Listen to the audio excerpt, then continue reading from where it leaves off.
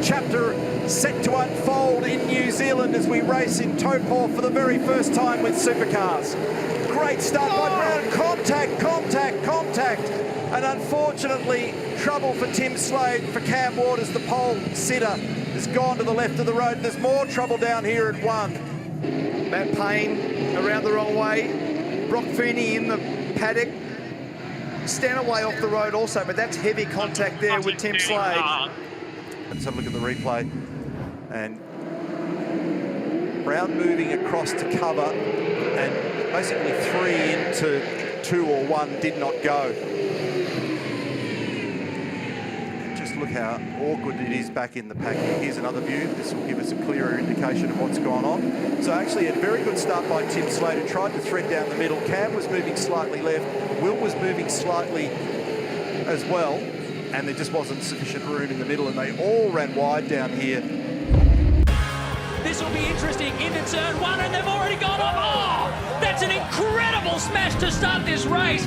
The Valvoline Cummins Commodore, and they're all over the shop.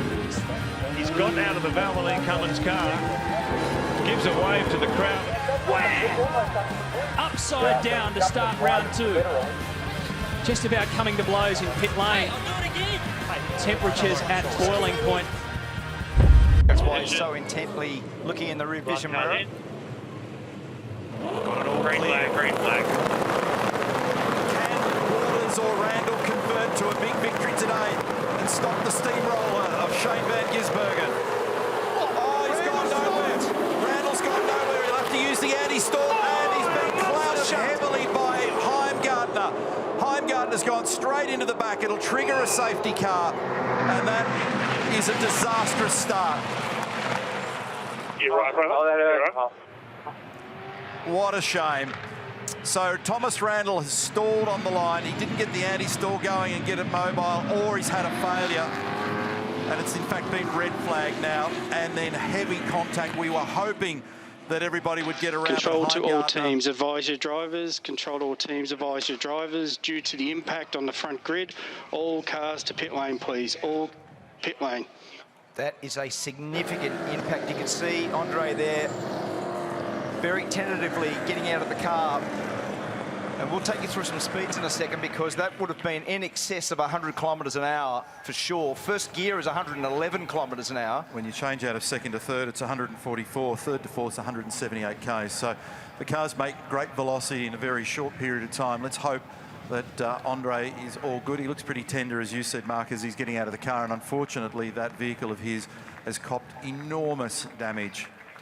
And similarly, the Thomas Randall car, not in very good shape. So an awkward and awful way to get things started, unfortunately, out there for us. But the good news is the drivers are walking away, and we'll get this scene cleaned up as quickly as possible. So it was a thumbs up from Thomas when he got out.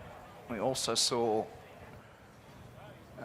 Andre cringing there as our medical crew pay attention to both the drivers. And what actually happened, Neil, I was watching Thomas Randall.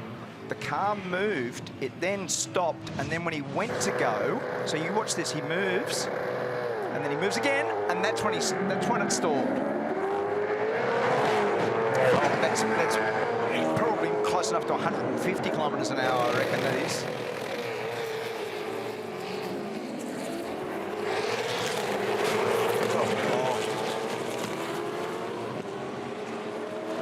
Don't want to see at the start of a motor race. Okay, so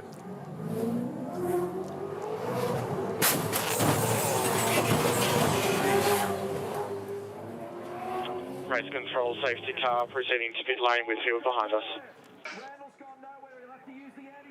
Oh, man. Yeah, we're breathless. That's a nasty, nasty shunt.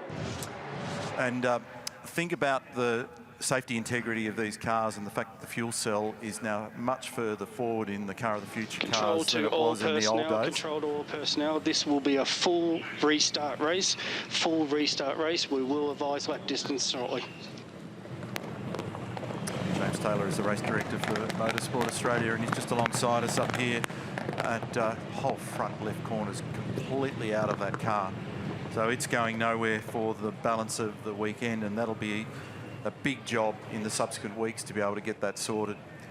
And for Tim Edwards and his group, and for Brad Jones and his group, there's going to be some money flying to fix this. Oh, man, that is a shocker. And the rest of the field all scrambling to get around. So it's actually a bit of a miracle that the rest of the mark actually survived it.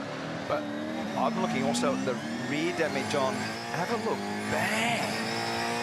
When we had that front shot, and you could see it tear the right-hand rear corner out of the Castrol Mustang, that force is incredible. We're trying to just do the math a little bit. We think it's roughly 125 kilometres an hour, just based on the acceleration speeds that we've just gone through with those gear numbers. The belts have grabbed him. Yeah. And so when the car comes to such a violent stop in such a short distance like that, and the guys are obviously tethered with the multi-point harness, I'm a little bit surprised. It looked very late in the game as though Andre had spotted him and started to get some right lock in, but it was very late. So he may have been looking elsewhere at the time. Clearly, it's an unexpected event. The front row, there it is, Tander and Scaife, identical in race one. Now the revs start to rise. Will Tander get the jump on Scaife in the last race of the day in round 9 of the Shell Series? Tander in race start, like a bullet out of the gate. He has flown off the mark. We've got problems there. Look at that. That's Paul Morris and Mark Larkham. Oh, wow. Oh, geez, I hope he gets out of that in a hurry. Yes, he's out of it. Goodness me. Well, they'll have to stop this. Did you see the speed of that impact? Look at it's going over to Paul Morris's gets out of the car okay here. Whoa, that's going to go Oh, no, bang. there's fuel everywhere. Larkham's out of the car. I hope Paul Morris got out. Well, I don't think he did yet. Oh, goodness me. I hope the fire marshals get on the scene there quickly. I think Here Paul's they are. still in. Yeah, he's out. Well, he's out. Ooh, good work for of the that. fire marshals. They're in there within seconds, but did you see that fuel trail? And Oh, Paul's struggling there. He's not well. Well, he got a major hit up the back. Oh, yeah, and Mark Larkham hit him at full tilt. Did you see the impact there? massive. Boy. Well, what a scary moment in the Shell Championship Series. Boy, oh boy, it happens in seconds, doesn't it? Now the medicos are out there. They're taking a look at. Did you see the fuel That tracking? Morris. The fuel, Wow. Well, that was the fire. rupture. Yeah, The incredible. rear fuel cell. They've got an aircraft quality bladder inside those fuel tanks, but boy, there's only so much impact that a fuel cell like that can take. And you can see Mark Larkham just drilled the back of that car. It's still on fire. There's still fuel leaking there. But there was an enormous explosion of unburned fuel when Larkham speared into the back of Morris's car. It went all over the track. Wonder what the catalyst was that set all that off. Let's That's just still on fire, Paul Morris. Let's just hope Paul Morris is okay. He's lying down there. Look at the damage. Goodness gracious me. Look at the impact of that. Mitre 10 team worked so hard on this car, and this is not what they wanted, nor Paul Morris either for that matter. The medicos are on hand. Let's take a look at the Shell Helix replay. And let's have a look further back. Look at this. Oh, yes. Perkins stalled. Oh, look, then that's... So Larry got stuck. Paul's driven to the back. Look at Larkham. Oh, God. And Paul has just sprayed a fuel trail right across the track. And look at the flames start to follow this fuel line along. Look at this. One bit ignites another bit. Look at it. Look at it moving now. Incredible. And then it Unbelievable. actually reaches Morris's car up into the fuel tank and gets the rest of it. Well, we have got to really praise both the quick action of the fire marshals and the incredible strength and build integrity of the modern V8 supercar. Despite an enormous impact like that, both drivers escaping. What a miracle they both got out. Let's have a look at this Have a again. look at this here. Look at the speed that Mark was going when he hits, because he just wouldn't see him. Now, in fairness to Larkham, yeah, he was travelling in behind, I think it was Stephen Ellery, and his vision would have been quite sort of obscured, quite hard for him to see Morris in front of him. Look at that fuel trail that's come out of the ruptured fuel tank of Morris's car. Look at this. Look at this flame. Frightening stuff. Look, it makes its way toward the big Kev Commodore. And Larkham and Paul Morris miraculously walking away from the cars under their own strength. Well, that's a tragedy, but I'll tell you what, you've got to be grateful for small miracles. The launch, he's got to get across, cover the line, keep Craig Lowndes out. Green at the back. Race 8 of the championship in the west. Whincup and Bryan, turn 1. Who can make the jump? Bryan gets a good initial bite. Alex Davison makes a stormer. Slots to the inside. That's massive. Oh, the slots on the grid. He was stalled on the grid and has been hit from behind. That's and Carl's moving, trying to get out of this car quickly.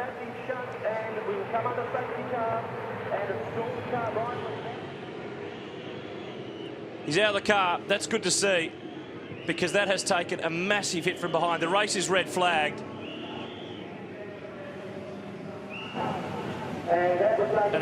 There's another car involved behind. It's really hard to pick up. It's a Kelly car, I think. Yeah, it was a black Commodore by the looks of things. Scafey, it's hard to see. I think it's Todd Kelly's car. He was starting right down the back. And he's under attention from some of the crews. In fact, one of the crews, I think he's one of the extended home shed team members. The race is stopped. It's Steve Owen, the VIP pet foods car. He's out of the car. He's okay. But he did start back in the pack, so he would have had quite a bit of speed going by the time he got to Reindler, who was in the mid-pack on the grid. We saw a massive crash like this at Oran Park many years ago with Mark Larkham and Paul Morris on the grid, and by the time you accelerate through and there's a parked car there, then you absolutely can't see it. So it stove the back of the car in. Remember that Reindler was 13th on the grid.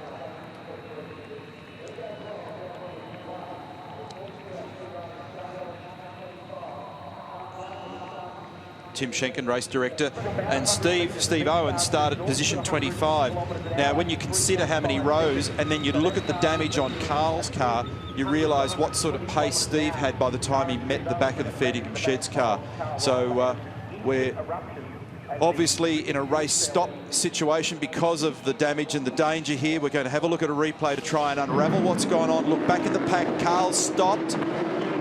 Oh, man. And Dave Reynolds pulled out of the way. Owen completely unsighted. He had no chance. He had nowhere to go, did he? And that's just punched straight into the fuel cell. It split the cell. The fuel's been ignited, but there's a whole lot of electrical apparatus in the back of the cars. There's fuel pumps in there. There's power and batteries and things in there. And I don't think I've ever seen anything quite as ferocious on a start line in terms of front to rear impact. That has devastated that car. That car will be just about over and out, I'd say. I totally agree. I've never seen an impact as heavy as that on a start line anywhere. Steve Owen, just as the cars split apart, he had nowhere to go. He wouldn't have even sighted that car. All of a sudden, there'd be a parked car in front of you. Full fuel, 75 litres of the sucrage and bioethanol, and it's just erupted, and both those cars are a mess. But more importantly, the drivers are out of the car. I can see that Carl Reindler's being worked on by Dr. Carl Lee and the medical team from V8 Supercar, and when we saw him departing the car, he clearly was distressed and trying to get out of there because of the amount of flame around, and there he is going into the back of the ambulance. And the crowd, a fantastic reaction as they applaud Carl Reindler getting off the track and to the back of the ambulance area.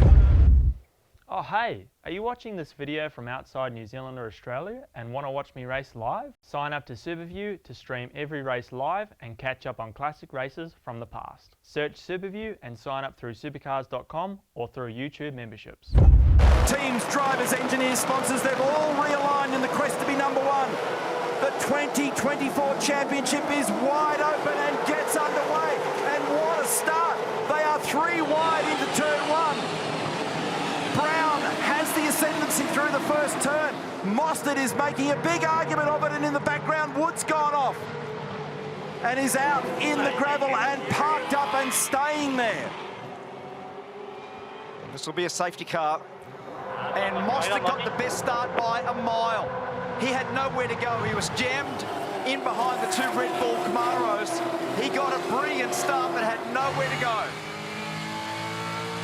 Riding with Chaz now up towards the cutting. So Hill has done a great job of jumping into the game here. I was waiting for the safety car call, and it has come. And the drivers have been alerted as well. So Ryan Wood, unfortunately, in some bump and grind down there at turn 1, which invariably involves more than a single car, has ended up in the gravel trap. 4, 3, 2, 1. Safety car speed limiters must be enabled. So they've gone full course yellow and freezing the scenario at the moment. And Peter Gibberis, the owner of Premier Newlon Racing, so he'll be frustrated with what he saw on the grid before with the James Golding problem. But fortunately, that car is at least running. That countdown that you heard in the background is a procedural countdown that gets the drivers to a position where they've activated a full course yellow button, which is top left of the steering wheel in these cars. And then they have there's a 15-second reaction in that process, and then they're limited to 80 kilometres an hour. So it's effectively stabilising the field, and it's done for safety reasons. So because there are going to be people on the racetrack, in this case to retrieve young Ryan's car, then they effectively neutralise the race. So here's what happened off the start. So watch the second row of the grid in the white car. Chaz Mostert makes a great conversion, but Mark picked up on the fact there was nowhere to go. And that was really a break for Cam Hill on the outside. Brown was looking pretty strong here through the first corner, but Chaz ended up in the wrong position on the run up towards turn 2. And the second and the Yulon cars tangled up in all that as well. Here's the rear view from Will Brown's car. How's the velocity difference between the two cars? But there's just nowhere to go. It's only 225 metres off pole down to the apex of turn 1. Now, somewhere in all of this, Mozzie ended up on the outside here. So here's the view from him. Oh, he converted nicely, didn't he? Not too much wheel spin. He had to get out of the throttle in the shift to second gear. And that gap is big enough for a mountain bike, but not a supercar. It's a good explanation. But yes, you're right, because he ends up down on the outside. Now, on board now with Ryan Wood. So he made a reasonable start.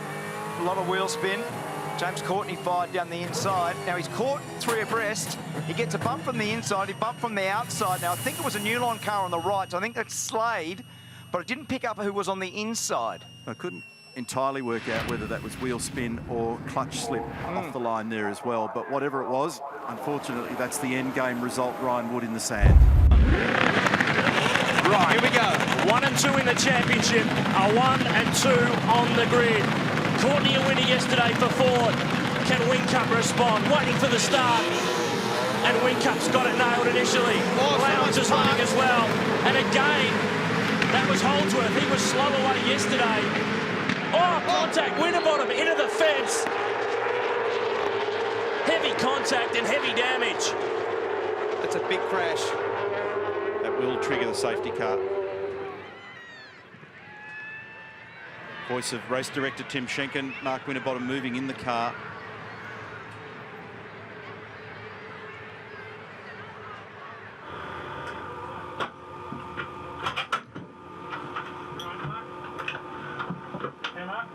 So that was Tim Schenken then just giving safety car directions. Lee Holdsworth had the bad start, and the contact down the front straight has ended up turning Mark Winterbottom off to the left into the pit entry or pit exit road and into the fence on the left-hand side. Very heavy contact with the fence. As you can see the damage on the front of the FPR Falcon. And there are a couple of guys who've been strong in the championship, 3rd and 4th on the way in, and Holdsworth's just trying to get it back to pit lane, but he's got to go so slow without a right front tyre. We'll see some vision of the start at some stage because he basically stopped. He was parked up and there were cars coming past him, and often that actually creates the 2 or 3 abreast scenario. There he is right there. He's clouded the left rear of Mark Winterbottom's car, and he's gone in a fair clip of speed there. That'd be, at that point, he was probably at about 160 kilometres an hour already from a standing start. So you can see there the parked car. Steve Johnson did a very good job to get round. And here's the contact coming up momentarily. Now. Bang. It turns Mark hard left, 45 degrees to the wall. It looks pretty spectacular, but it's not a really bad biff. And bad news for these guys, for Campbell Little, for Tim Edwards at Ford Performance Racing. And you can tell by the look on Tim's face, he knows what all that means. It's just punishing. And it's been a punishing weekend for pace as well. Here it is again from another angle. And Frosty just trying to sneak down the inside. There seemed like a lot of space, and for some reason they've hooked up and away he's gone. Behind them, Graham Rahal and James Hinchcliffe. Hinchcliffe got a pretty good start, but now he's stopped dead. He's stopped dead, and he's been run into straight up the back from Lucas de Grassi. There's more carnage. Oh my goodness! That's Ricky Taylor in the second Fujitsu car with Tony Liuzzi to make the contact. Car 33.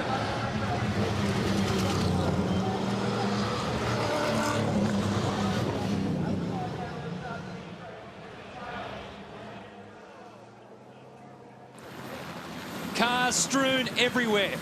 Car 33 on its lid. That's Ricky Taylor. And the rescue crews get to him quickly. Big damage to the front of car 4 of Simon Pagenaud.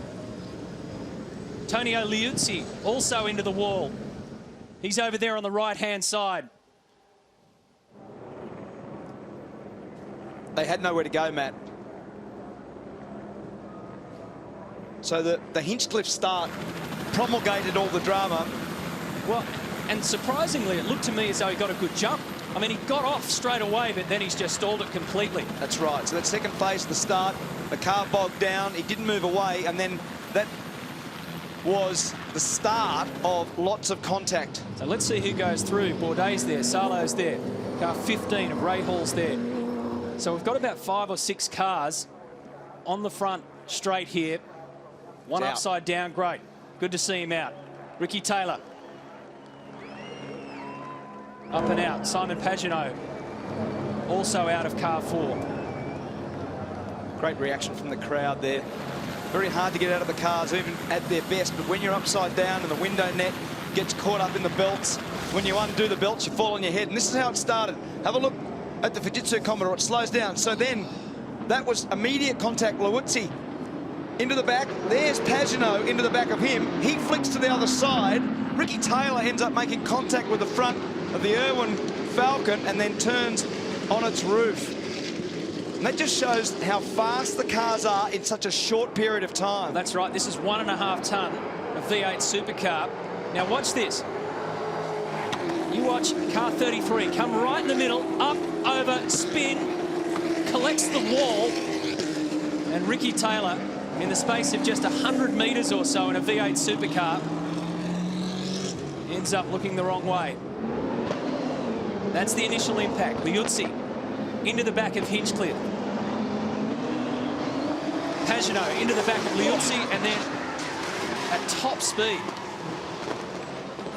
Oh, Taylor up and over. Some really good pieces of driving within this. Ryan Briscoe did a really good job to miss. Will Power did an amazing job to miss the back of Hinchcliffe. You have a look where Ryan Briscoe is right now. And that Sarrazin also did a fantastic job to not run into Ricky Taylor. Of Taz Douglas and Mike Conway. Okay, let's see if we can get a clean one this time.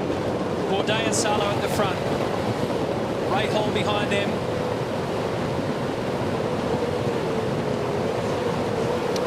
Had a jumper, Nicholas Manassian. He jumped and then stopped, but thankfully another one.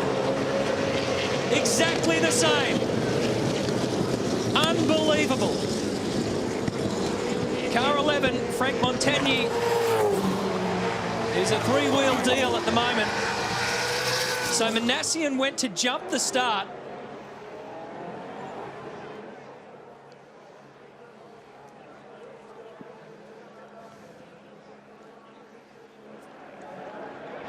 So the key here is car 14.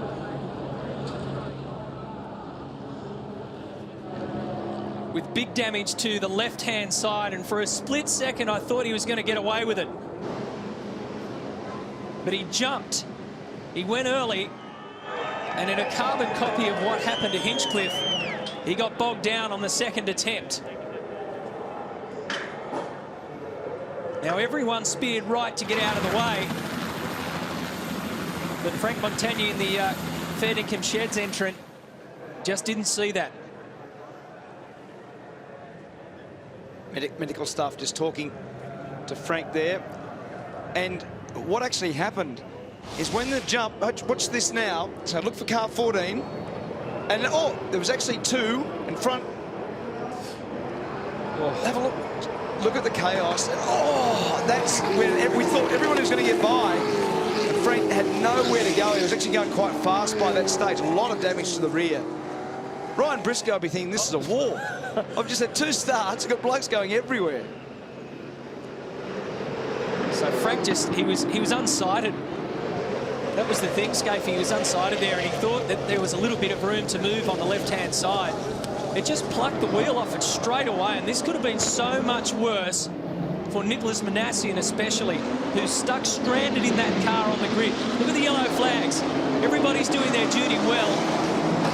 But when these things are moving at this pace, in this narrow laneway that is the starting grid on the Gold Coast. This is what can happen. Watch this. He'll arrive here now. So he just has a little look on the left. And before you know it, we've got another red flag. We'll sort out who's driving what for you shortly. We're looking at Paul Dumbrell over his left shoulder. He's still in neutral, the N on the dashboard.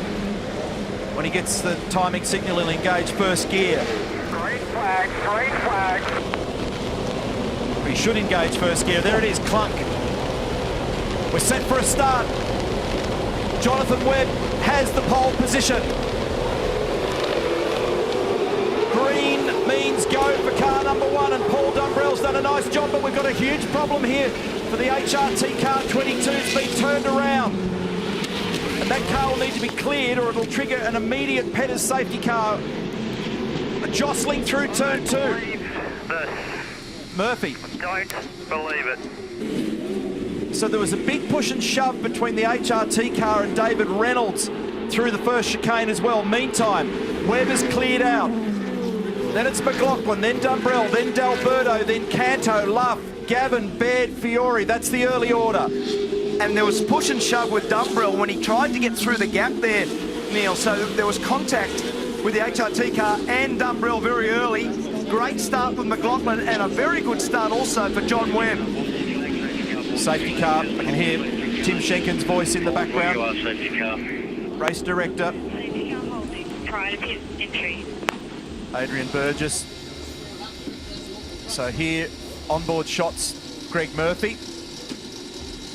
So we caught a glimpse of that car pointed in the wrong direction off the start 200th event. Let's look towards the back end of the grid here, see what happens. He tripped over the Jack Daniels car. So he's tripped over car number 15.